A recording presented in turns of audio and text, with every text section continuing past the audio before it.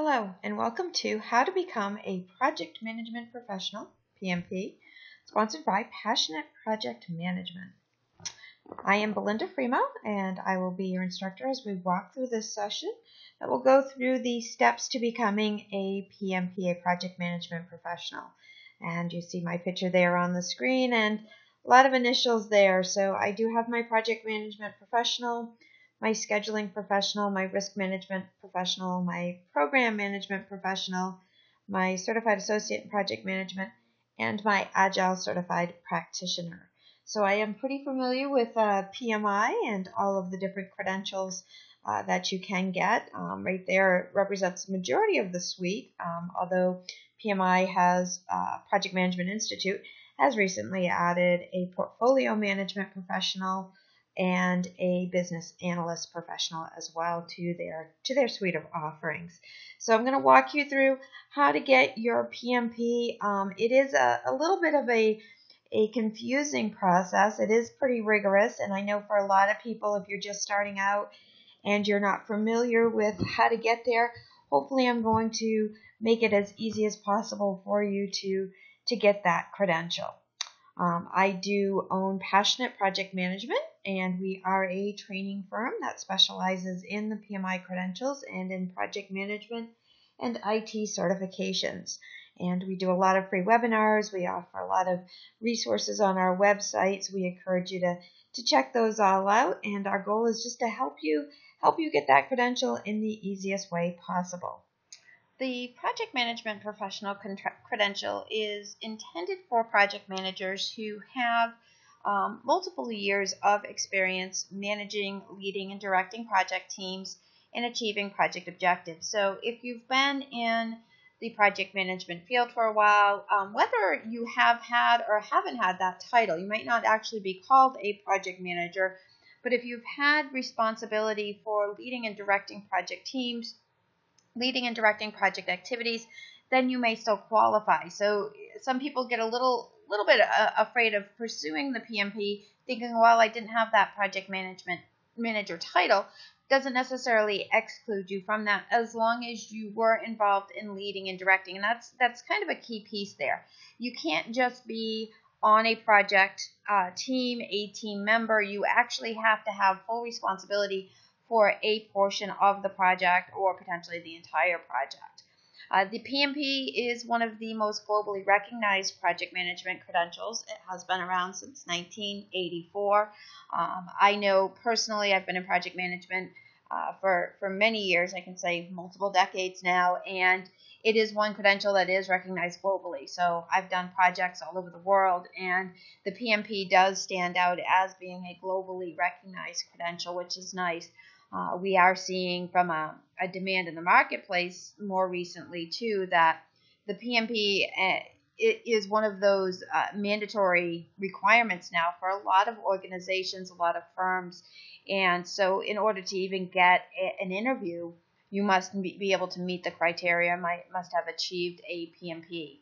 Now, I will say that a little tongue-in-cheek, knowing that just because you have the PMP doesn't necessarily mean you're a good project manager. I know plenty of people who have been able to pass the exam, and I certainly wouldn't let them manage my grocery shopping expedition, So obviously there's limitations to that, but it is a credential that a lot of employers are looking for. So hopefully you're bringing both to the table. Hopefully you're able to get your PMP, and you're also a very strong project manager. So it is a globally recognized. It is very much in demand. The demand is only growing. I've had some folks ask me, is the market getting diluted with too many PMPs? And I'm definitely not seeing that to be the case. If anything, the fact that we have baby boomers that are now retiring, we have growth in a lot of third world countries, we have rapid acceleration of technology. We're not seeing a decrease in need. We're seeing a significant increase in need for skilled project managers. So the great news is it's for project managers across all industries. And, there is no limitation to it. We know that project management has its roots more in construction or in IT are really the two areas where we saw a lot of defined project management methodologies.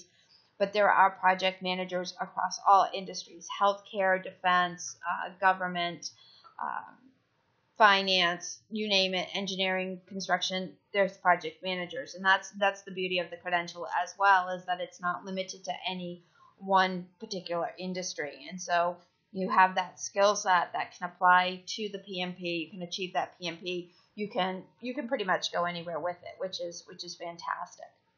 Now, if you're listening to this session, you probably have heard that the PMP is a pretty difficult exam, and we're going to talk a little bit more about the exam in a bit. But before you get there, we'll talk about qualifying for it. But it is a rigorous exam, 200 questions, 4 hours, and I tell people this all the time. This is not one of those tests that you can just logic your way through.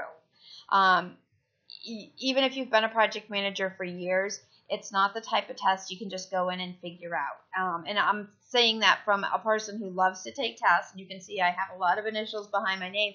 I had to prepare for those tests. You have to understand the PMI perspective, and you really have to put some work into studying and preparing for these exams. So it is a tough one, but definitely worth pursuing. All right, so do you meet the requirements? And this is always the toughest question, is do I meet the requirements? Well, they give you 2 brackets here. If you have a high school diploma or you have an associate's degree, you need to have 60 months and 7,500 hours of project management experience within the last 8 years. And again, when we talk about project management experience, what we're referring to is leading and directing project activities. So you must have led and directed project activities. Now, with a bachelor's degree or higher, that requirement does decrease significantly. So it brings you down to 36 months and 4,500 hours, also within the last 8 years. Now, PMI is only going to give you credit for no more than 40 hours a week. So we know that for most of us, we work much more than 40 hours a week, especially as a project manager, but they'll only give you credit for 40. Now, overlapping projects. So let's say I'm working on 2 projects at the same time. Let's say for the calendar year of 2014, I was working on 2 projects the entire year. That still is only going to count for 12 months of experience. Okay, so you don't get 24 months if it's happening concurrently. So that's what they mean by must be non-consecutive. All right. Education, you have to have 35 hours of project management education, and there's no time limit to when that occurred. There's no real criteria about what they mean by that. It's very open-ended. Now, I'm going to, I will fully admit I've got a little bias in this because I own a training company, and we train hundreds and thousands of people on how to pass the PMP exam. So I do have obviously a professional bias on this. But one thing I would encourage you, if you're listening to this, is take that requirement seriously, because it's there for a reason. And quite honestly, if you're going to pass the PMP, you're probably going to need those 35 hours to be in PMP exam prep. I was recently on a bulletin board where people were posting different things, questions on different certifications, and somebody said, what's the easiest way to get around the 35-hour requirement? And of course, it kind of made my hair stand up on the back of my neck a little bit, because I wanted to say to the gentleman, dude, you're probably going to need 35 hours to learn all this stuff, so I do encourage you to take it seriously. Now, if you have taken multiple classes in the past, maybe you've taken Microsoft Project, maybe you've taken team building, maybe you've taken like a project management fundamentals, certainly those hours all will count. So if you want to use those, you can, and then do some type of an aggressive self-study plan, you certainly can do that. So I don't mean to say that you absolutely have to take an exam prep class, but for a lot of people it is very helpful. All right, I want to bring you over to our website. So we are www.passionatepm.com. And there's a tool on here that I want to point out to you because it is absolutely invaluable as you're documenting your experience. And so from our homepage right here, if you go into resources and you see that application process timeline. And what I want to point out is the step number 2 right here. This PMP application assistant spreadsheet. Now we've had thousands of people use a spreadsheet. It's a fantastic tool. Kudos to my husband for putting it together. But it's a great way to document all of your experience ahead of time before you start your actual application on the PMI website. So I'm going to go ahead and open this right up for you and just walk you through how you would use this.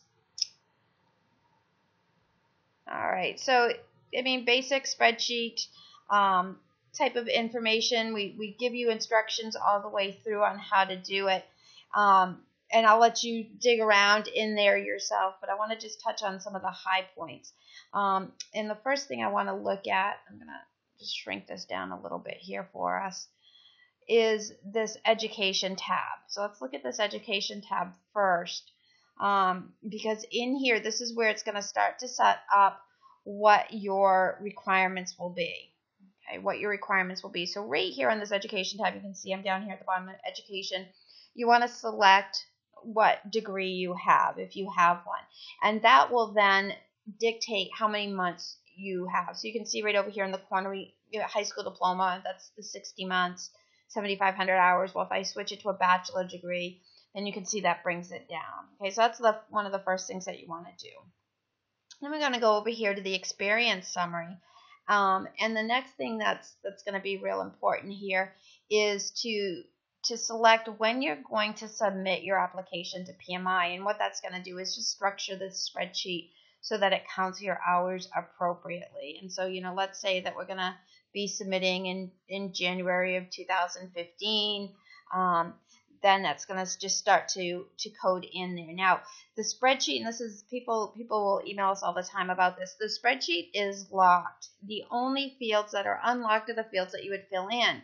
Everything else is locked for a reason. So you don't need to email us and ask us for the password to unlock it, because there's no need to unlock it. Everything that you need to fill in is actually unlocked for you. Okay, and we do that on purpose to make sure that it's easy for folks. All right, so we've got our January 2015. It's telling us in this qualification summary what we need. And then you see all these tabs here, these P1, P2, those are for your projects. So let's go to project 1. And we'll just do project 1, we'll say is ABC project, and we'll say that it started, January 2014, and it went through August 2014.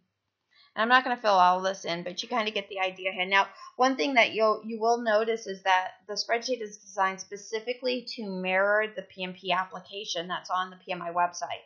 So unfortunately, there's not a nice, easy import button, but it does let you know all the fields that you would be asked to provide information for. So it gets you ready. Now, if you want to go ahead and plug them all in here, you can. If not, you don't. It's up to you. Now, we have the section over here where we're going to start to break down the hours. So let's say for this project, I worked, let's say 300 hours on this project, right?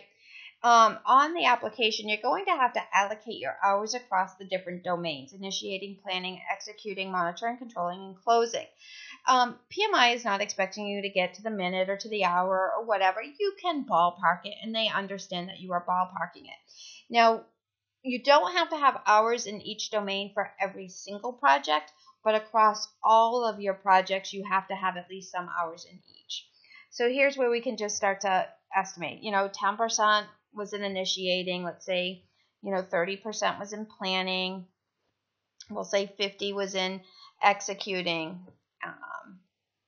10 was in monitoring, controlling, and and that gives me my 100. So let's Belinda doing math, right? Belinda doing math off the top of her head. Good thing that the spreadsheet helps me out here, right? Okay, so there we go. So there's your hours. So it plugs it in. It tells you how many hours.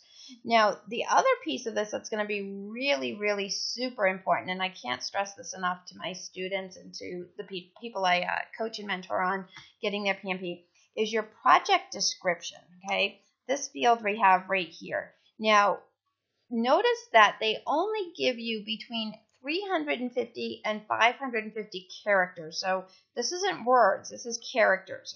Okay, that's really, really small. You have a very small window to describe what your role was on this project. And so you want to start off saying the blah, blah, blah ABC project was a website development project. I was responsible for boom, boom, boom. What I did, I gathered the team, I defined the scope, I made sure the charter was completed, I reported out on my progress, I ran earned value reports, I monitored the change control process, I communicated with my stakeholders. Definitely not a bad idea to use PMI lingo, like I just did. Use some of the terminology that they would expect to see. Again, not a lot of text here because you don't have that much room.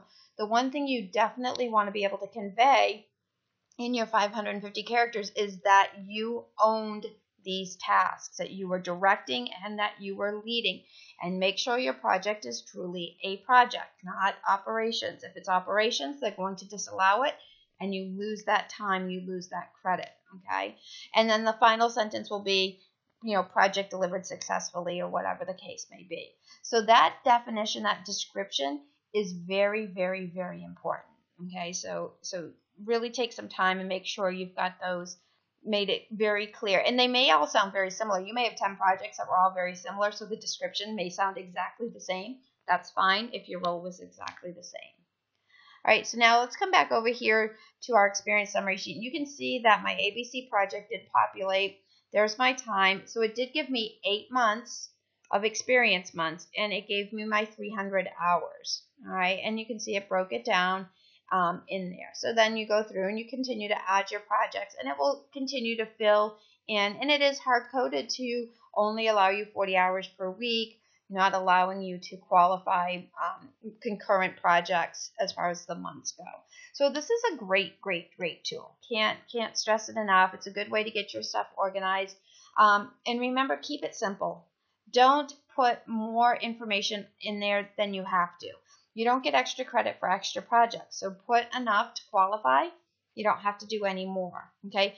Always keep in mind as well, when you're doing this application, whatever you submit on this application, in the event you get audited, you will need to verify.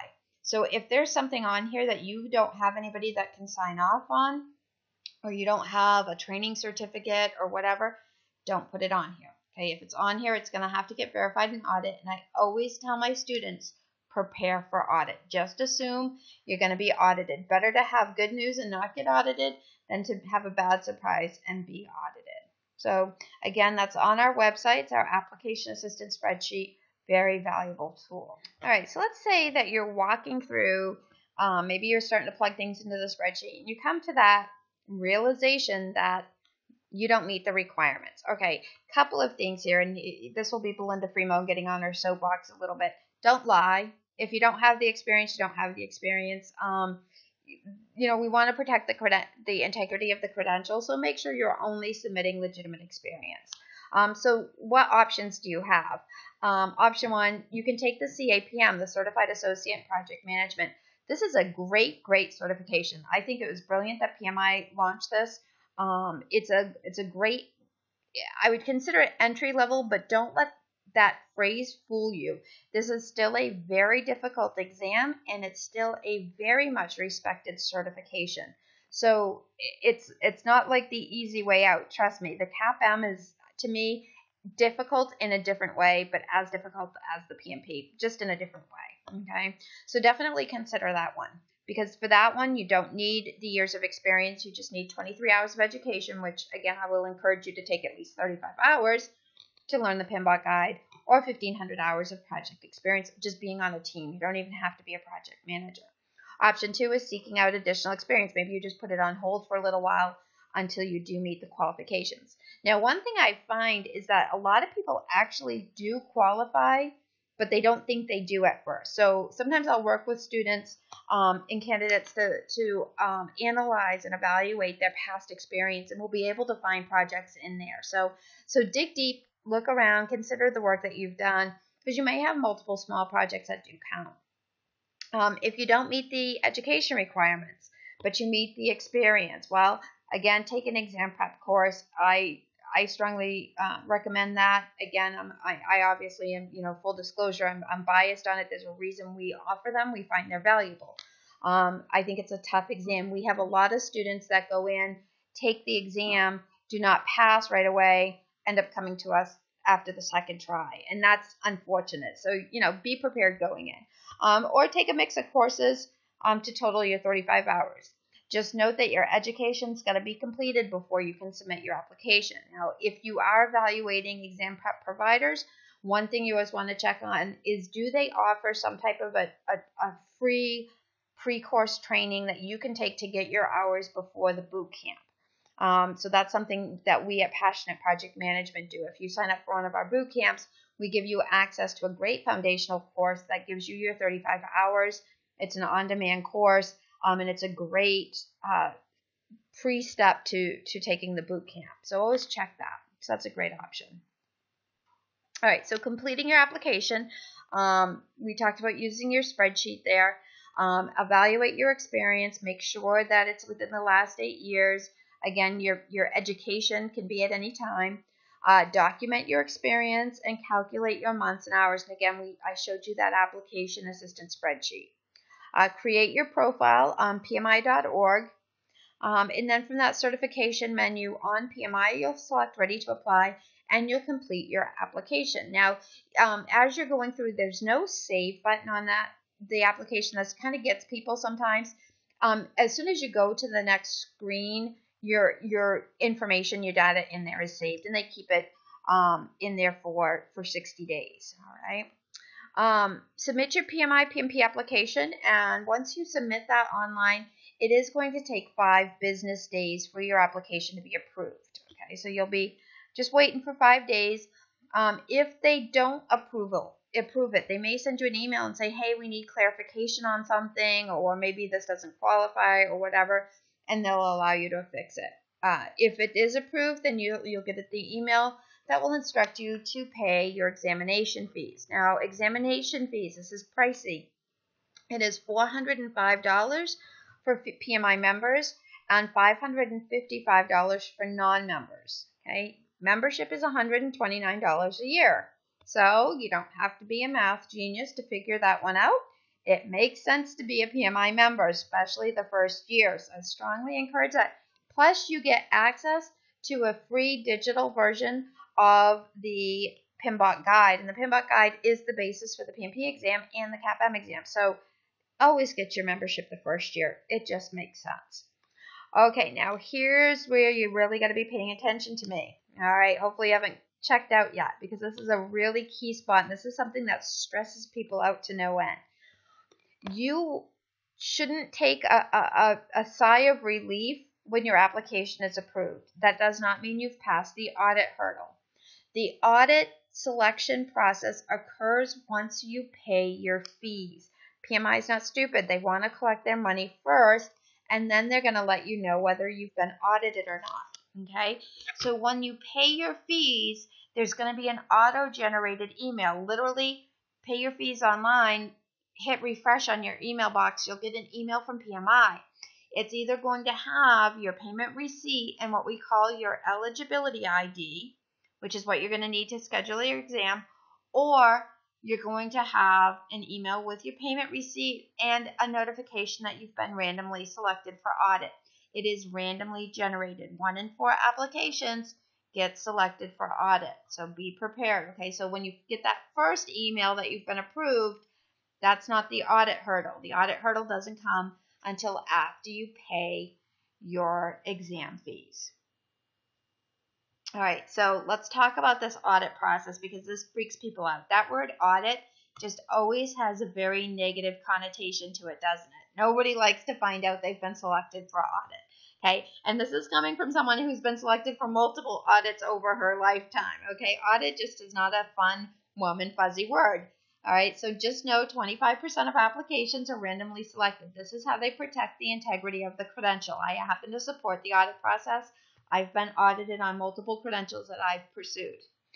You'll get an email that will detail your instructions. So essentially what's going to happen is you will get a link to PDF forms of your experience summaries that you submitted. Remember back on the spreadsheet where I was talking about how you document your experience, and you're going to supply who your supervisor was, who your manager was, or whatever.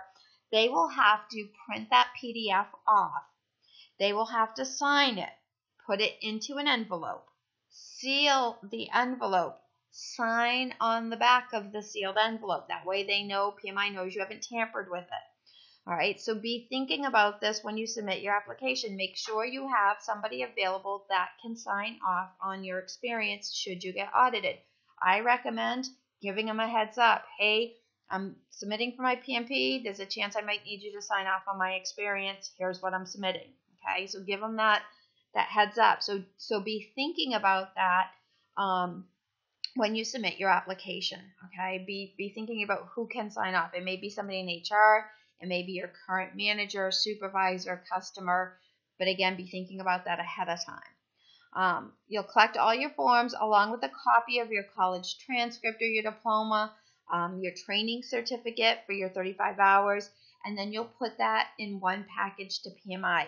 It usually takes them about 4 or 5 days. Once they receive it to clear you, they'll send you the email with your eligibility ID. All right.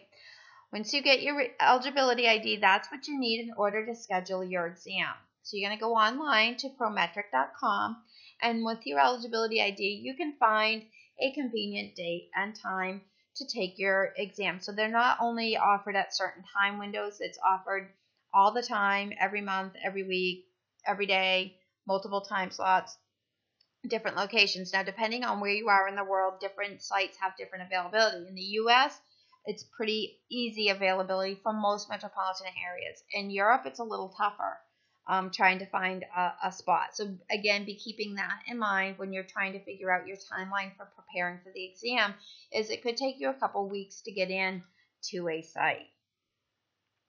All right, so how do you prepare? This is really key.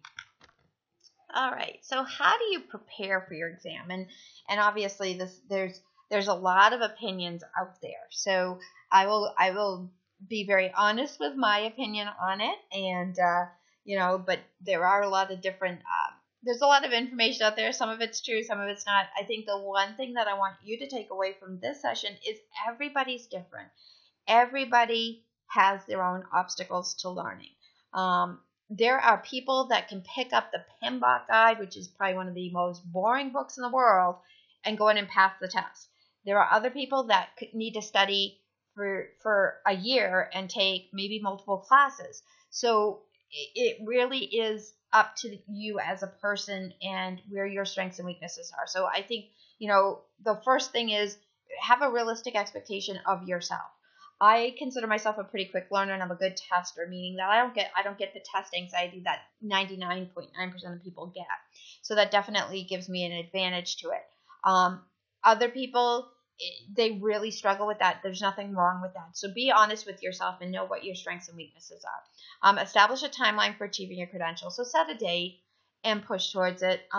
This is going to be one of those things, I compare it to, if people waited to have children until they could afford them, the world would have ended, right? Same thing. If you wait to take your PMP until you're 100%, have everything memorized, you'll never take it. So set a date. Figure out what the best option is. Some people can successfully self-study. I respect the heck out of those people because it's a lot to learn, and sometimes the nuance of having an instructor explain things to you is very beneficial. Maybe you do classroom study. Maybe you do a blended approach. So again, just check. One thing I would say is always check if you are doing any type of training, and I'm kind of big on this. Always check the company's Better Business Bureau rating. And don't be fooled necessarily by just what you've heard about something like that. For example, I recently received an email from a PMI chapter that was offering PMP exam prep. And they were talking about how the class, and this was in the email, the class was going to cover the 5 phases: planning, executing, monitor, control, closing, initiating. Those aren't phases. If somebody knows the PMBOK guide, those are process groups or domains. They're groups of related processes, but they are most specifically not phases. So a little thing like that tells me that that's probably not the best study group or class to pursue. Check Better Business Bureau ratings. That's another huge, huge area. I've seen companies that are using material that's out of date. So just do some due diligence on that and really check and make sure the company that you're considering is going to be appropriate, because you're going to spend a lot of money on a training class, and you want to make sure you get your money's worth. That's really important. Ultimate source is the PMBOK Guide 5th edition. But I'll tell you, I love the PMBOK Guide. I read it. I know it pretty much by heart. It's a good cure for insomnia. It's not a fun book to read. It's not a fun book to study. And so, yes, that's the ultimate source, but it's a great reference book, but you may need something else to help you along the way. So you want to make sure any supplemental study material is current and reflective. And again, don't fall into the trap of, oh, well, I've heard about this person, let's say their book. Yeah, maybe their book was good at one point, but what version are they on, and did they even write it, and how long ago did they get their PMP, and things like that. Higher number of study books and materials doesn't necessarily mean higher success rate. So obviously be targeted, be selective on the materials, do some research. There's some good stuff out there, so just do your due diligence. If you are taking practice test questions, there's a lot of free practice tests out there. There's a lot that are paid for. Again, nothing that I recommend off the top of my head, because everything I've seen is either pretty crappy from quality or it's outdated. So just be careful. Know you're going to get what you pay for. All right. So just be on the lookout for that. But definitely test questions are great. So look for if you know somebody who's gotten that PMP, ask them what they did, and take their advice on maybe what the best option is to pursue. So day of your exam, what are you going to experience? It's a little stressful, and that's why we always like to make sure people know what to expect to help alleviate some of that anxiety. So first of all, you want to check in at least 30 minutes prior to exam. If you show up late, they will refuse you because they've booked that computer out, and then you have to pay the re-exam fee. It's a big mess, not fun. Bring 2 forms of identification and make sure that your name matches what you submitted on your application. All your belongings will need to go into a locker, so you will not have access to your locker during the time of your test. If you feel like you're going to need a snack or a drink during that 4 hours of your exam, you're not going to be able to take that into the testing room. So leave any snack or drink outside of your locker, but a lot of the centers have like a shelf available that you can put it on. If it's in your locker, you won't be able to get into your locker until after your exam. Okay. Once you're seated at your computer, acknowledge your name on the screen and start your tutorial. Now you have 15 minutes to complete that tutorial. During that time, we say start your tutorial, which starts your 15-minute timer going, but pause and write down your dump sheet. Now you may have heard of this concept of a dump sheet. What a dump sheet is it's a bunch of formulas that if you've gone through any type of exam prep training, they'll teach you to memorize these formulas, and then you put them down on your dump sheet. The test center will provide you with pencils and paper, and you want to get all those formulas down, any little last-minute notes onto your dump sheet right when you sit down before your anxiety gets too bad. Then you can go ahead and complete your tutorial. We always say to start the tutorial and then do your dump sheet and then complete the tutorial, because if not, you'll time out. Once you sit down, you've got to start that tutorial. Okay? After the 15 minutes, you can begin your exam, or if you want to go ahead and jump in sooner, you can. Here's a really big hint, and again, take this one real seriously. If you cannot answer the question within a few seconds, mark it and move to the next question. The longer you sit there on a question, the more you're going to feed into your fight or flight mode, okay, your anxiety that's going on, and that's going to really backfire on you.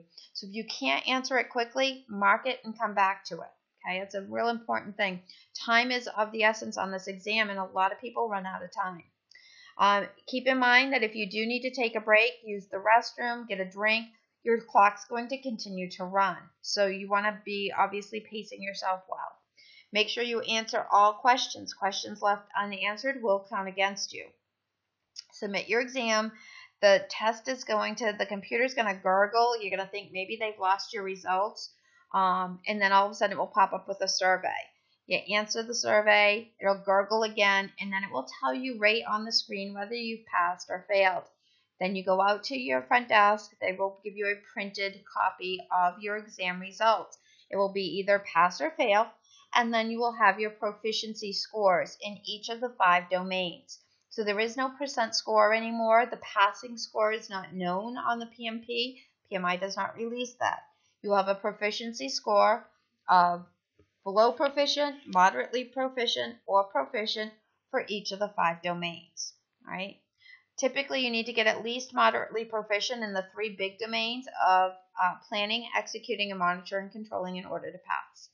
If you do not pass, you can reattempt twice within your eligibility year. So it's a 3 strikes you're out type of deal. Right? So I want to make sure that you get in and retest. If you fail all 3 times, you will have to wait an entire year before you can submit a new application. All right, so once you get it, you want to maintain it. We've just been talking all this time about how to get this credential. Trust me, you don't want to let it go once you have it. So to maintain your PMP, you need to get 60 PDUs in 3 years. Each PDU is worth an hour of education. Now, there's some easy ways to get these. You get 5 PDUs a year just for being a project professional. So that's nice. That's 15 hours right off the top.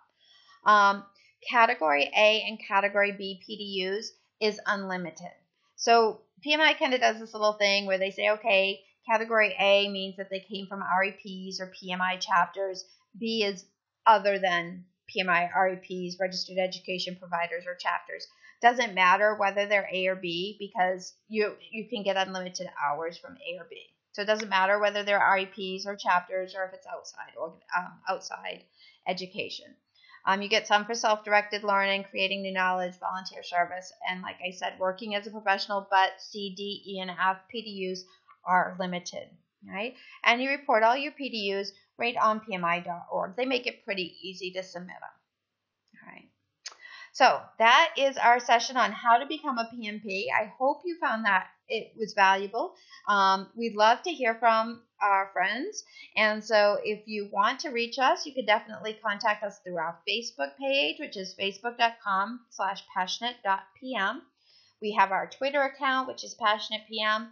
We are on LinkedIn. We have study groups on LinkedIn. We also have study groups on Facebook, which is really, really cool because you have immediate interaction with instructors. So you can ask questions. We can help you out. And make sure you got the information you need. Given that you found this module, you probably came through it on our website. If you didn't, definitely head over to our website, www.passionatepm.com. We have a resources tab. We have a lot of great resources on there. One thing I strongly recommend if you're preparing for your PMP or CAPM is check out our Learning Concept series.